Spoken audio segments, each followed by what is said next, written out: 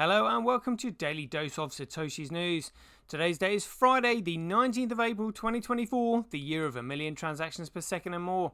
Take custody of your digital assets today at rockwallet.com, including Bitcoin SV, the original protocol, and genuine Bitcoin. Here we go, let's start off with a little bit of 365 days of Bitcoin history and find out what history is going to store for us today. So I could only found these two articles today actually, but still worth a little mention. So on the 19th of April 2021, TechSpot produced this article saying emerging storage-based cryptocurrency Chia could jack up SSD and HDD prices in the future. Honestly, this talk about spinning a yarn on this utter piece of garbage. This is hilarious. So it says Chia coin is based on a proof of space and time model where miners earn cryptocurrency in exchange for unused disk space. Like honestly, the stories that they come out with to confuse and bamboozle people. Oh yeah, great concept. Oh, we can now make money just with our spare disk storage space. Like, honestly, in a nutshell, crypto mining craze has traditionally been GPU focused. However, an emerging cryptocurrency could take its toll on the storage market following reports of early adopters in China mass purchasing high-capacity drives for farming Chia. For now, only enterprise-grade drives are being scooped up, but the coin's success and worldwide traction, which didn't last very long, which remains to be seen, because it wasn't ever seen, could also spell trouble for consumer drives down the road.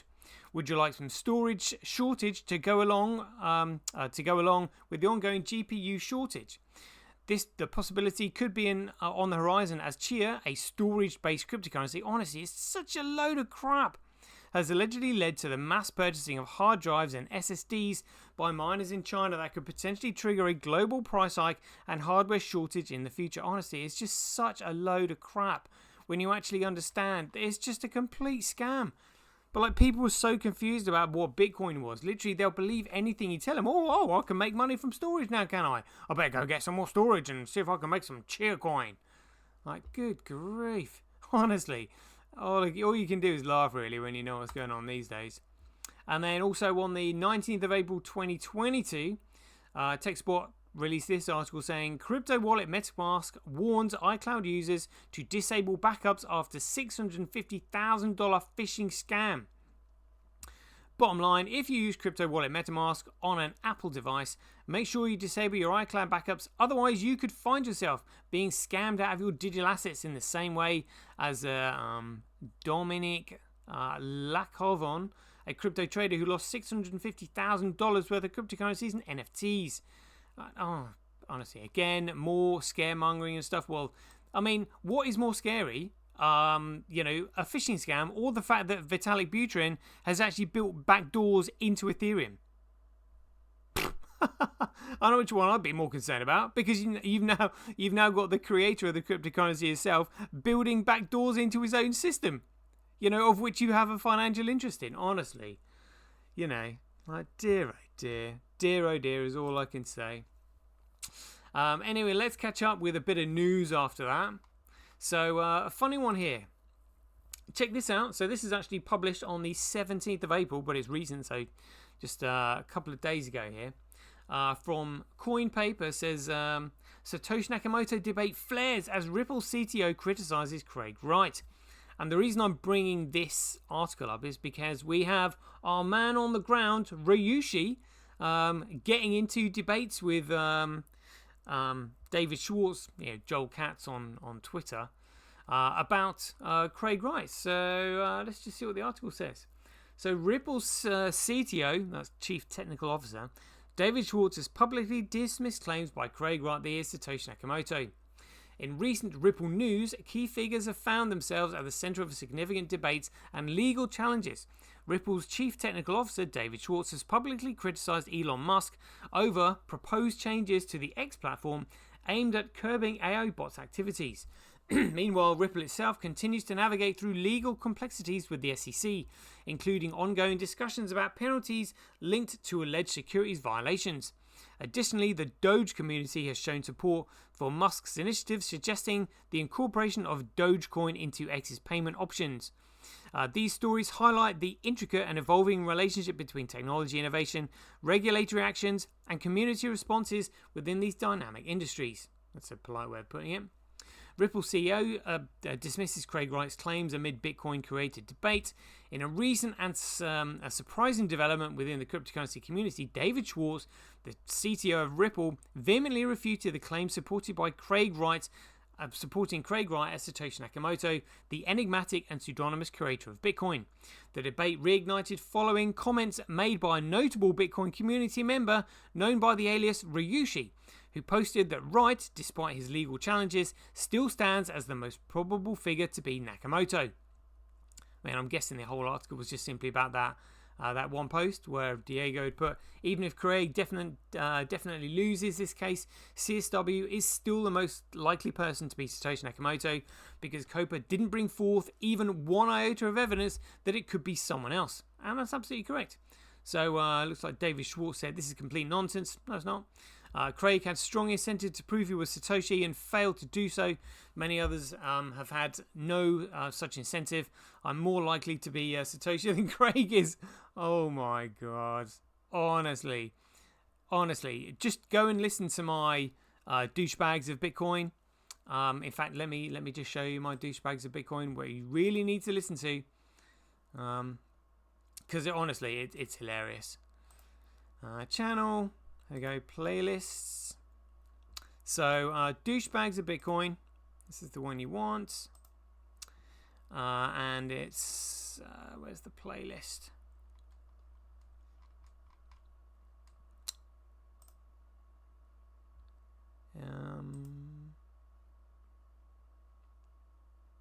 Oh, here it is. Let's try and find it. Oh, there we go, the David Schwartz number 14. Click on that. I'll leave the description here. Honestly, absolutely hilarious. So he actually says, Bitcoin and Ethereum in comparison to XRP. He said the market considers them similar. We consider them similar. All the evidence suggests that they're similar, but the XRP ledger has a very different design from what Bitcoin and Ethereum have. Just read that again. It goes on and on and on. It's just absolutely hilarious. Unbelievable. But yeah, it's quite a long article, so I'm not gonna read through it all there, because anybody who listens to my show knows the ins and outs of that debate anyway. And on more breaking news, check this out. So this was published on the 18th, so this was just yesterday, and this is in update on Teranode. So this is what I'm really interested in. So it says breakthrough. Teranode runs for 24 hours. And Teranode team says here, we're thrilled to announce a significant achievement in our journey with Teranode, a successful 24-hour run. Our engineering team has been hard at work striving for stability, and we're excited to share the results of our latest milestone.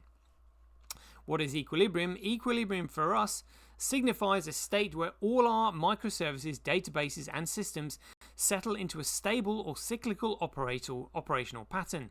Scaling to 1 million transactions per second is a journey with multiple operational stages. Initially, we ramp up, ensuring all necessary connections within services with databases and supporting services are established. This is where the transaction blasters start to send transactions. After comes the run period, where we process all income transactions for a couple of hours. Then comes the third phase, where we start cycling through transactions, triggering TTLs, that's time to live, and initiating cleaning jobs in our distributed database and storage. Behind the scenes, millions of records are cleaned and disk fragmentation is performed to maintain the health and speed of our database. Similarly, our distributed block storage and relational database undergo storage-related optimization. The cleaning often adds additional load to our system, as we need to clean and keep ingesting at around the same rate.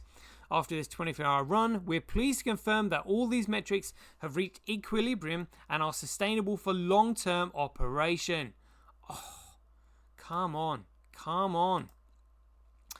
Final tweaks for success. The key changes were primarily focused on the distributed database layer.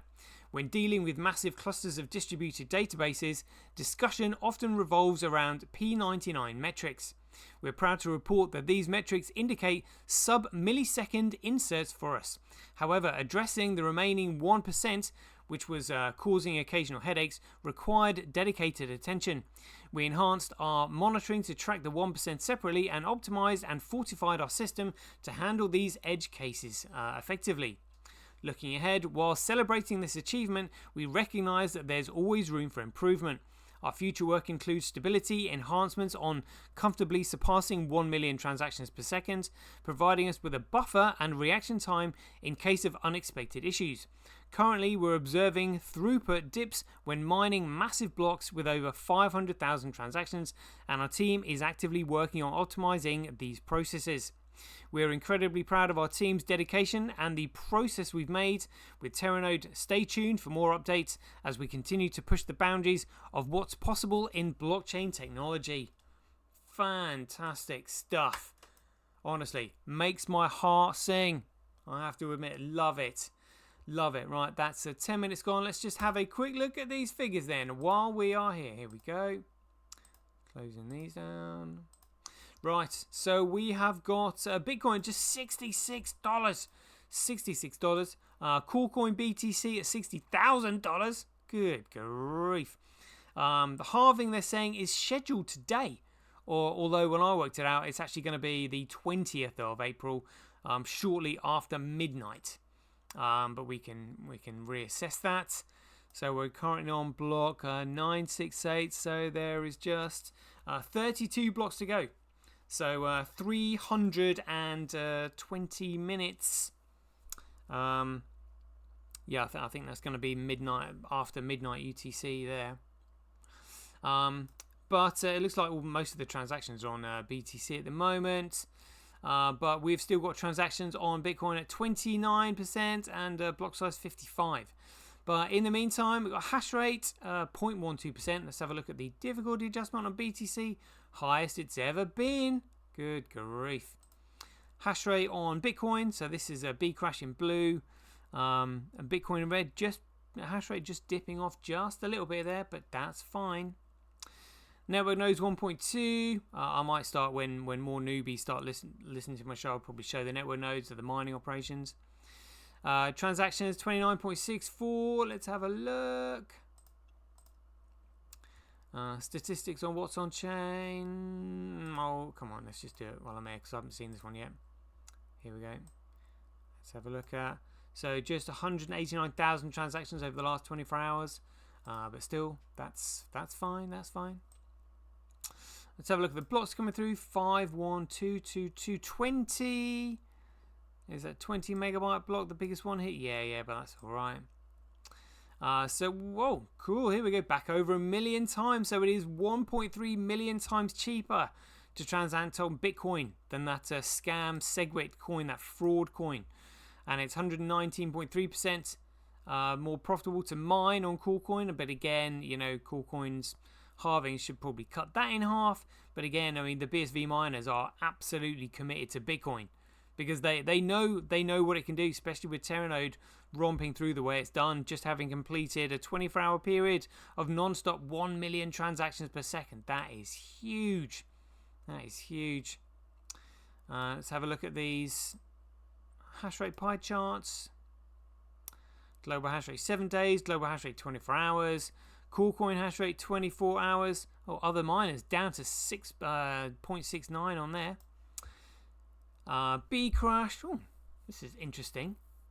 Via BTC with 43% on there at the moment. That's interesting.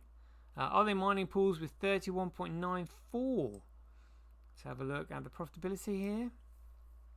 So 11.4% more profitable to mine on BTC, but bearing in mind B crash has actually already gone through its halving. So I think they're being let off the hook a little bit there. Again, the hash rate will come sort of back into sync after the BTC halving. But via BTC, they're 43%. That's interesting. That's very interesting. I've seen other mining pools with 70, sort of 75% hash rate on there, and via BTC with like maybe a sort of 15, and all these other miners around there. But I mean, very interesting. Other miners letting the B crash miners live for another day. Fisher price cash though. Look at this. Other miners with 50.69% on there.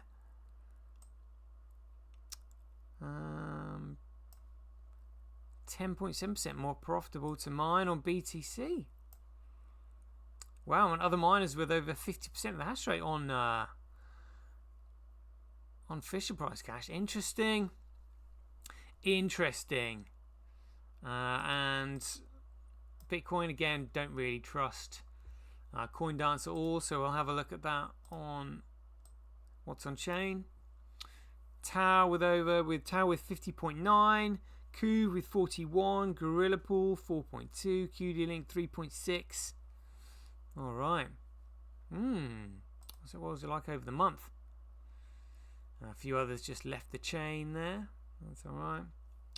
Let's have a look at CryptoQuant. Yep, look. So exchanges still cashing out their reserves even though the price is going up. Why would they be doing that, I wonder? Let's have a look at the Tether weather. Market cap. Good grief. I think that's the one they put in early this morning. Yeah. 10 past 2 a.m. this morning. Good grief. Just put like another 300 million in the market. Honestly, what a joke. What a joke. Got to keep the scam going. And it looks like longs are just increasing a little bit on BTC. Again, market completely deluded. They have no idea they're actually what they're banking on is an altcoin. An altcoin that was created on the 24th of August 2017, and they stole the name. Otherwise, they would never have got away with it. Never have got away with it. This is Bitcoin versus BTC. Just on dipping down a bit because BTC had the $300 million injection in it earlier this morning. Keep it going. Live coin watch. So we've currently got a market cap of $2.3 trillion. BTC on volume 3.3, going up a little bit. See what the price is doing. So there we go. That's why they pumped it up. Look, so they created $300 million worth early in the morning as the price was going down. Look at that. That's 2 p.m. right there. 2 p.m. right there. The price started dipping. Look at that. The price started dipping at precisely, literally, as they were printing Tether. Look, price started dipping. They were just like, whoa, gotta stop this dip. Look at that.